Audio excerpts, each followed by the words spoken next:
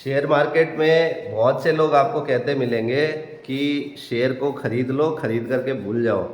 और शेयर को खरीदने से और होल्ड रखने से पैसा बनता है, मतलब उसमें कुछ ना करो, लेना बेचना कुछ ना करो, उससे पैसा बनता है।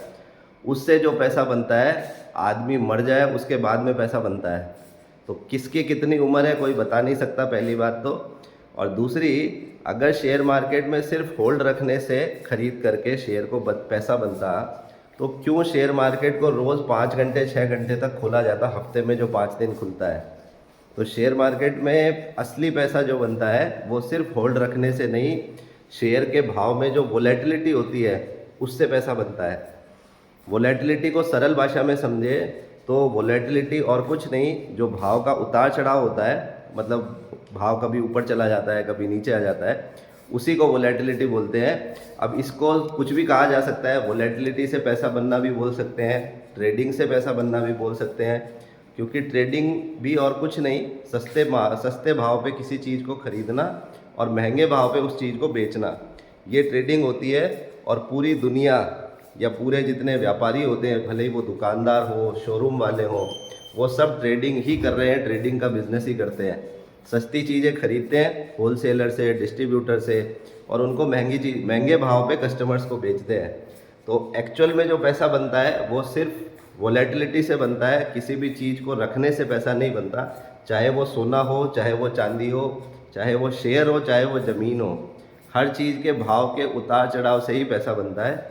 और म्यूचुअल फंड जो है उसमें भी पैसा जो बनाते हैं म्यूचुअल फंड वाले, उनके पास में कोई पेड़ नहीं लगा हुआ, वो लोग भी शेयरों की जो वोलेटिलिटी होती है उसमें ट्रेडिंग करके ही पैसा बनाते हैं। उनका सॉफ्टवेयर होते हैं, उनके पास टीम होती है, वो एक दूसरी बात है, क्योंकि उनके पास पे पैसा बहुत बड़ा होता है, पब्लिक का पैसा होता है।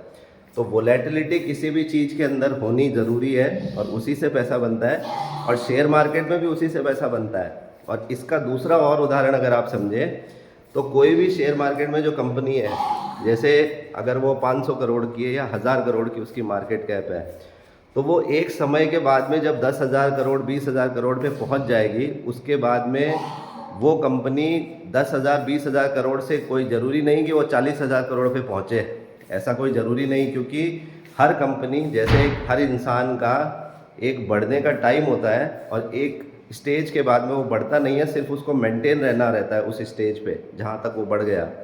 वही चीज़ शेयर मार्केट में किसी भी कंपनी के साथ होती है कि उसकी एक बढ़ने की स्टेज होती है, उस स्टेज तक वो जब बढ़ जाती है उसके बाद में वो बढ़ती नहीं है। वो एक एक स्टेज या एक जो भाव का जो अपन कह सकते हैं कि जो एक लेवल पकड़ लीजिए, या एक भाव का जो फिक्स होता है कि भैया इस भाव से इस भाव के बीच में वो चलेगी, तो वो जो वोलेटिलिटी है कि भाई इस भाव तक ऊपर जाती है, इस भाव तक नीचे आती है, उसी को वोलेटिलिटी बोलते हैं। और उसी में वो फिर पैसा बनाती है। उसको फिर आप भले ही 10 साल तक भी होल्ड रखें, जैसे किसी कंपनी को आपने 1000 करोड़ की मार्केट कैप पे ख़रीदा, अब वो कंपनी 5 साल 6 साल या 10 साल बाद में 20,000 करोड़ की हो गई उसकी मार्केट कैप, तो वो कंपनी 2 लाख करोड़ की नहीं होने वाली अगर उसके अंदर वो पोटेंशियल नहीं है, या उस कंपनी के प्रोडक्ट के अंदर वैसी कोई बात नहीं है कि और उसकी बिज़नेस को बढ़ा सके। तो वो कंपनी 20,000 करोड़ पे रह सकती है, क्योंकि उसकी उतनी कैपेसिटी है या उस कंपनी की उतनी वैल्यू है। अब उस जगह पे अगर आप उस कंपनी को 10 साल तक के लिए भी होल्ड रखोगे, तो भी वहाँ पैसा नहीं बनने वाला अपने आप। उसमें आपको जो उतार चढ़ाव होगा समय के साथ में, जब आप उसमें लेना बेचना करते जाओगे, उसी से आपका पैसा बनेगा, उसी से आपका पैसा बन करके बैंक में आएगा। नहीं तो वो सिर्फ एक कागज़ के अंदर नोट किया हुआ एक पैसा रहता है, जो आपके पास में आता कभी नहीं है, लेकिन टाइम टाइम पे जैसे कभी मंदी आती है, कभी कोई इशू हो जाते हैं शेयर मार्केट में, उससे वो कभी नीचे आ जाता है, कभी ऊपर आ जाता है। तो इसमें आपका जाता कुछ भी नहीं है, लेकिन आपका पूरे ज़िंदगी का जो टाइम है, जो सबसे ज़्यादा ज़रूरी होता है, वो चला जाता है। और वो पैसे का आनंद कोई और ले रहा होता है। आपके पास में तो सिर्फ एक आंकड़े होते हैं कि हाँ यार मेरा इतना पैसा बन गया, मेरा उतना पैसा बन गया।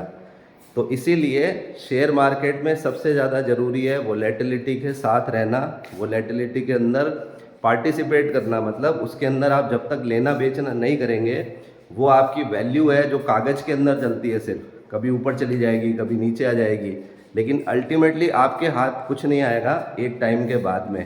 कंपनी बढ़ती है उस टाइम पे उसको बेचना नहीं चाहिए, लेकिन वोलेटिलिटी के साथ उस कंपनी में लेना बेचना आपको करना आना चाहिए, क्योंकि शेयर मार्केट कोई जुआ नहीं है, ये भी एक व्यापार है, दुकानों की तरह, शोरूमों की तरह। शोरूम में भी और दुकानों में भी लोग जो प्रोडक्ट बेचते हैं उसको बनाता कोई और है, वो सिर्फ उसको एक भाव पे ख़रीदते हैं, अपने मार्जिन को उसमें जोड़ते हैं, जोड़ करके उस मार्जिन को फिर कस्टमर को बेचते हैं। तो वो भी एक सस्ते भाव पे लेना और महंगे भाव पे बेचना हुआ, वोलेटिलिटी हुई। वो वोलेटिलिटी ही उसको पैसा कमा करके देती है, और वही चीज़ शेयर मार्केट में भी होती है। वोलेटिलिटी में जो पैसा ऊपर नीचे नहीं करेगा उसका टाइम का लॉस सबसे ज़्यादा होगा, क्योंकि कभी कभी ऐसा भी होता है कि आप 100 रुपये का शेयर खरीदते हो, वो नीचे आ जाता है 50 रुपये पे या 60 रुपये पे या 70 रुपये पे। अब वो 5 साल तक 6 साल तक 50 से या 60 70 जो भी उसका भाव आया वहाँ पे उसने टाइम पास करना शुरू किया। लेकिन उसी 5 सालों में ऐसा ज़रूरी नहीं कि वो 70 के ऊपर ही दही जमा के बैठ जाए, उसका भी ऊपर नीचे भाव होएगा। कभी 75 जाएगा, कभी वापस 70 आएगा, कभी 72 जाएगा, कभी 65 आएगा। वही वोलेटिलिटी होती है, उसी वोलेटिलिटी के साथ में आपको पार्टिसिपेट करना होता है, तभी शेयर मार्केट में पैसा बनता है। नहीं तो आप भले ही ज़िंदगी भर किसी शेयर को लेकर के बैठे रहिए, कभी आपका फ़ैसला गलत भी हो जाएगा किसी शेयर को ख़रीदने में, कभी आपका फ़ैसला किसी शेयर को ख़रीदने में सही भी हो जाएगा, लेकिन अल्टीमेटली 10 साल बाद में जब भी आपने जो भी शेयर ख़रीदा, जिसमें आप सही हुए या गलत हुए, उसमें आपके हाथ में कितना पैसा आया उस टाइम के साथ में, वो सबसे ज़रूरी चीज़ है। और इसीलिए वोलेटिलिटी जो होती है, उस वोलेटिलिटी के साथ में आपको अपने कंपनी के शेयर जो होते हैं, जो आपको पसंद है, जो आपने रखे हुए हैं, उसमें आपको ऊपर नीचे पार्टिसिपेट करना आना चाहिए।